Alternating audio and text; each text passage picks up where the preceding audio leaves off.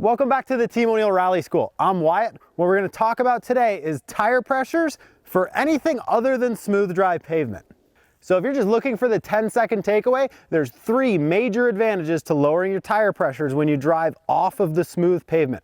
The first is that you're going to dramatically increase your vehicle's capabilities and performance.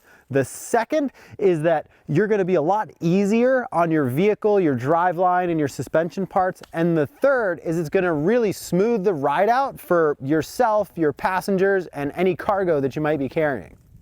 So in this episode, we're going to take an in-depth look at the pros and cons of airing down, a rough outline for how you can dial in your tire pressures, and just a few considerations for how you might change up your driving style when you are driving with lower tire pressures off the pavement. So the first and most beneficial is that as you air down, you get a larger footprint of the tire tread on the ground, a larger contact patch, and that's going to just give you a lot more grip than you'd have with a very stiff, heavily inflated tire. A side benefit of that larger contact patch and larger footprint is that it spreads the load out better. If you're driving on deep sand or deep snow or sort of a bottomless surface that you're trying to float on top of, you'll get much better flotation with lower tire pressures. The third most important thing you're going to notice when you air down a little bit is that you're really adding a few inches of soft sort of cushioning to your suspension. It's going to be a much smoother ride. Any of the smaller rocks and bumps in the road, your tire is going to absorb before your springs and shocks even compress. Sort of a secondary benefit of that, we'll call it reason number 4, is that additional few inches of suspension travel that you've given yourself by lowering your tire pressures is going to really help you in heavy off-road situations, articulating over rocks and different uneven terrain. You've got more articulation and more flex because you've given yourself more suspension travel. Another benefit of airing down and getting that nice smooth ride and the extra grip is that it's a lot easier on your driveline and suspension. Your springs and shocks aren't moving as much when your tires are soft. They're doing a lot of the work. And because you've got that extra grip, everything from your axles and your differentials and all of that other stuff where you would normally be spinning and thrashing a little and kind of hopping around, it's a much smoother ride for you and for all of the moving parts related with your vehicle. One other advantage that a lot of people don't think of is that when you're not spinning as much and you've got better grip and you're driving nicely through a trail like this, is that it doesn't damage the terrain so much. So both for an environmental sense, that's wonderful, kind of a leave no trace type of thing. But really, if you need to drive through here a few different times, if you're moving a convoy of vehicles through here, or even if you're just trying to get through the trail once or twice, if you're destroying the terrain as you go through by spinning tires and bouncing rocks and crap out of the way, that's going to be hard for everybody. The last benefit that we've got, and if you have any more, please add them in the comments because we'd like to just keep this list going, is driving over sharp rocks with a fully inflated tire. You're gonna see there's a lot of pressure on that sharp little rock at the bottom of the tire, and you can get flat tires pretty easily.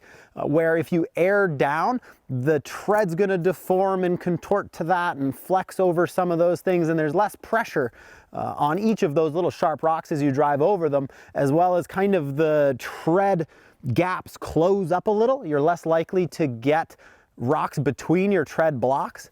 And just running on sharp rocks, if you do see stuff like that, if you air down a little, it might be counterintuitive, but you're somewhat less likely to get a flat tire. So that all sounds wonderful. We should all just air down as soon as we drive off a pavement. Not necessarily so. For each of those kind of benefits that you might gain, there are some pretty serious drawbacks.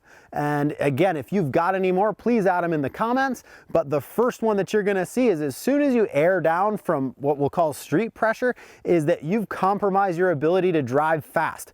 If you air a vehicle down to 15 or 20 psi and then get on the interstate and do 70 miles an hour, that tire is going to overheat because of all that sidewall flex, and you're going to have a catastrophic failure.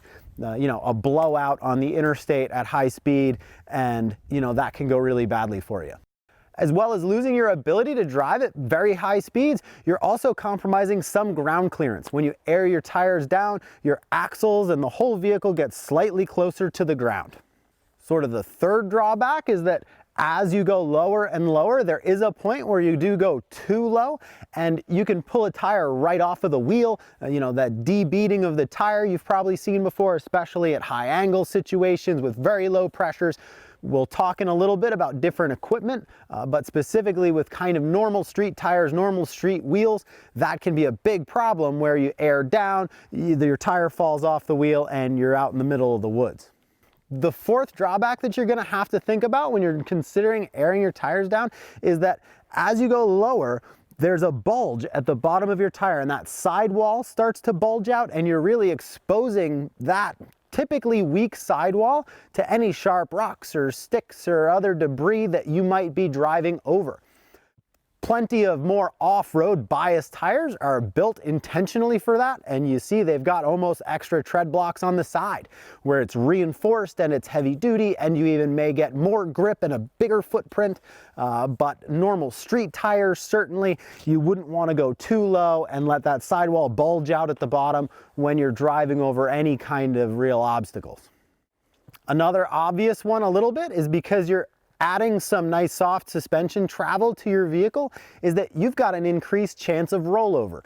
That extra little bit of suspension travel and softness that you've got means that if you do go around a corner kind of quick, you're going to get a lot more body roll.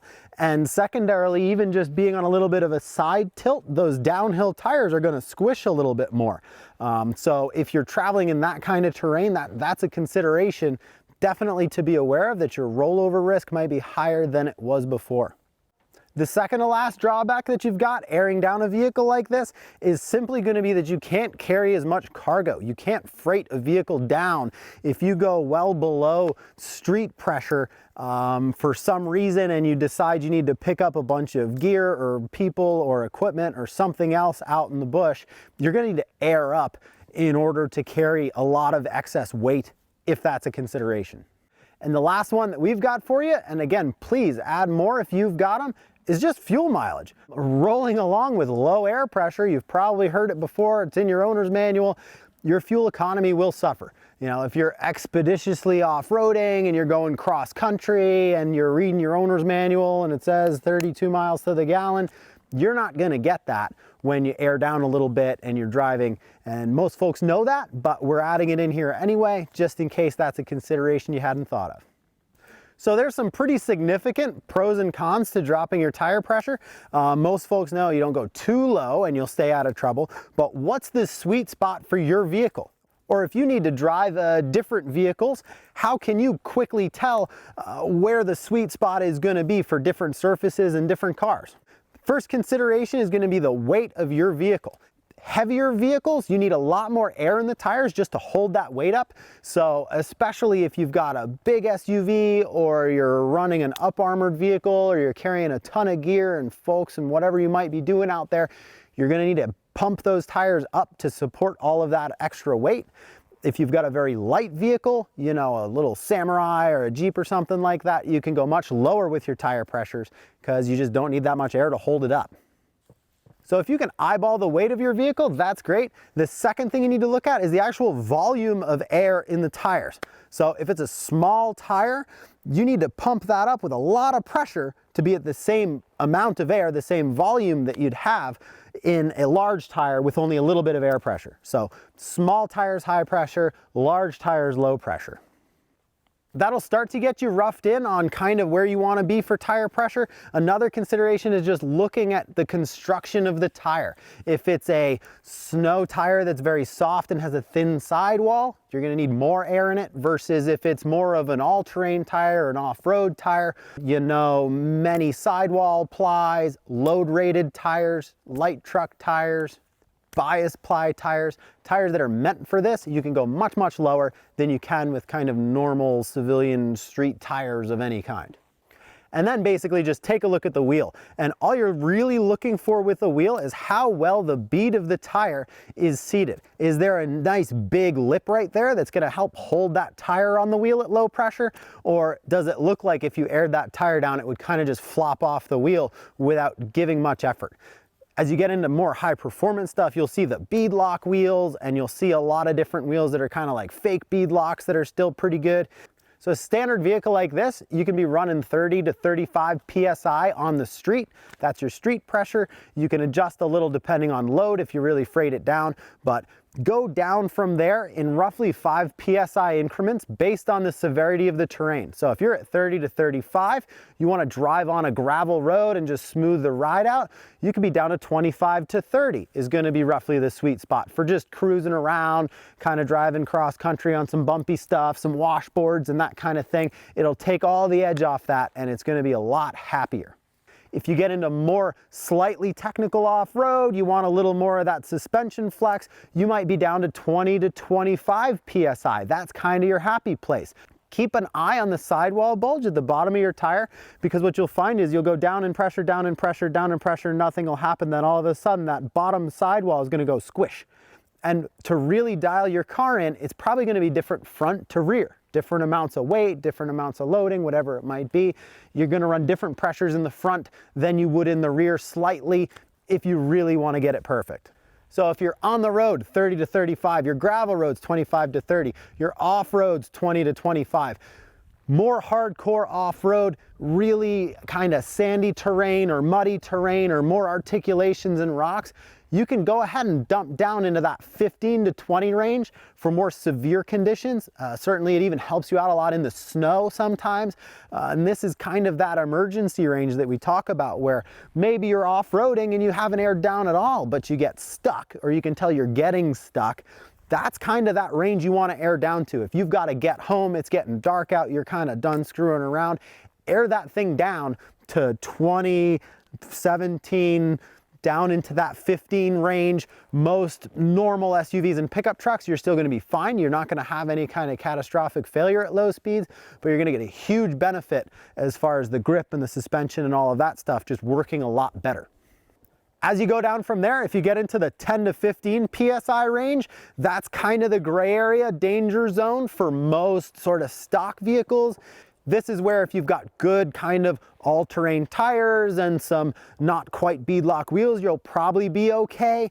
But certainly more standard tires are going to collapse on you. That 10 to 15 PSI is where a lot of off-road people live. That's sort of your bread and butters floating around 12, 13 PSI or something like that, because your vehicle is massively capable. And if you've got decent wheels and tires, that's just your happy place where it's still reliable enough, but excellent at off-road driving.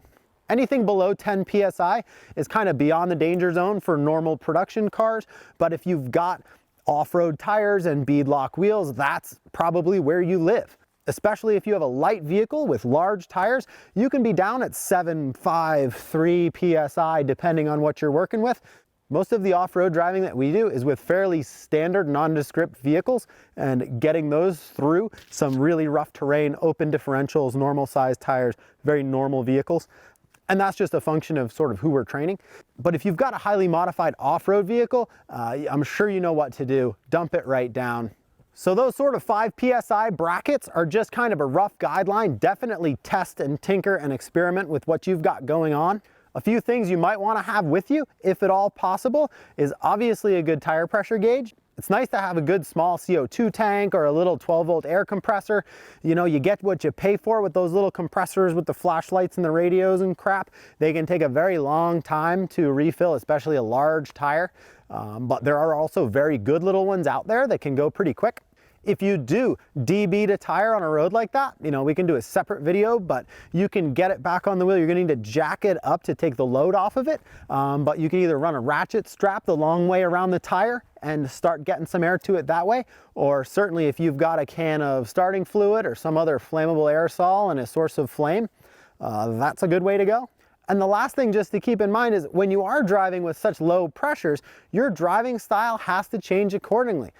Kind of what we like to joke about is high pressures, go high speed, low pressures, you're going low speed. You're smoothing your inputs out. You're not cranking lots of steering and thrashing around and trying to spin the tires and screw around, because you're going to be the guy that is popping the tires off the bead and all of that kind of stuff, where if you can just smooth it out a little, drive straight over the rocks and do some different things and just go sort of easy on equipment, you'll get through a trail really well with an intact vehicle and all 4 tires still on where, you know, your buddy's out back stuck in the bog behind you with his tires falling off the wheel and he's got all kinds of troubles just because of his driving style.